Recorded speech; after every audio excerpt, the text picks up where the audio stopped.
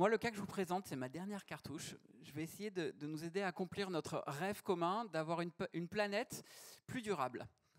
Normalement, je marque des points verts en le disant comme ça.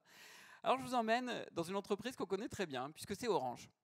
Orange a pris des engagements de neutralité carbone qui sont très forts, qui sont bien au-delà du marché, d'être en avance sur les exigences réglementaires et même sur le marché quant à la neutralité carbone. Et donc, tous les efforts sont en train d'être faits au sein du groupe pour absolument réduire l'empreinte carbone qui est faite par toutes les opérations globalement qui sont réalisées chez Orange. Il y a un point clé qui est le réseau des antennes télécom. C'est ce qui nous permet à tous de capter la 3G, la 4G, la 5G ou d'autres réseaux, c'est selon ce qu'on utilise, un peu partout sur le territoire. Et ce réseau, évidemment, on va chercher à en réduire au maximum l'empreinte énergétique. Sauf que c'est extrêmement complexe. Une antenne, c'est une technologie ultra complexe, à ultra haute fréquence, notamment quand on va sur les 4G, 5G, et c'est extrêmement sensible à plein de facteurs exogènes. Le maillage du réseau de l'opérateur lui-même influe directement sur la consommation de chacune des antennes. Le matériel qui est dans l'antenne va avoir une influence aussi. Le paramétrage de l'antenne va avoir une influence. Et des choses qu'on n'imaginerait pas, mais comme le fil, le câble qui relie l'antenne à son amplificateur doit être taillé au dixième de millimètre près, sans quoi on va avoir un comportement de consommation qui pourrait être moins bon. Et puis on a plein d'autres problèmes. Un oiseau qui vient se poser sur l'antenne ou qui vient éventuellement y déposer un œuf, ça peut poser des problèmes.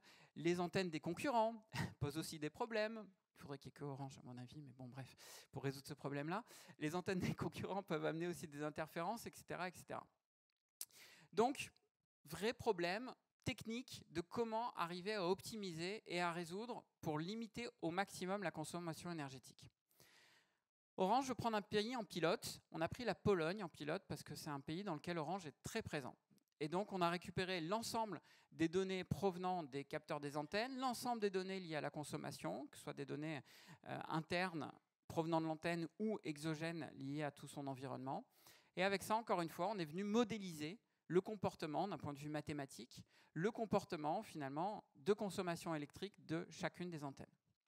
Et derrière ça, il y a tout un plan d'action qui a été mis en place, de remplacer certaines antennes, d'en supprimer, de repositionner aussi certaines antennes, de revoir le paramétrage éventuellement antenne par antenne, puisqu'il y a cette fameuse longueur de fil, il y a le paramétrage technique qui est à prendre en compte aussi, d'en déplacer certaines, parce que peut-être trop proches des antennes d'un concurrent, etc., etc.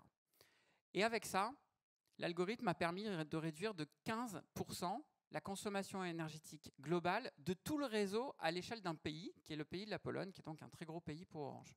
15%, c'est phénoménal. Et l'autre facette de la pièce, c'est que vous vous dites, ouais, mais ils ont dû consommer un truc de fou, les mecs, pour faire un algorithme comme ça. Bah, pas du tout. L'algorithme lui-même a été pensé de façon frugale. Il ne tourne qu'une fois toutes les 2 semaines pour arriver à surveiller ce qui se passe. J'arrête là.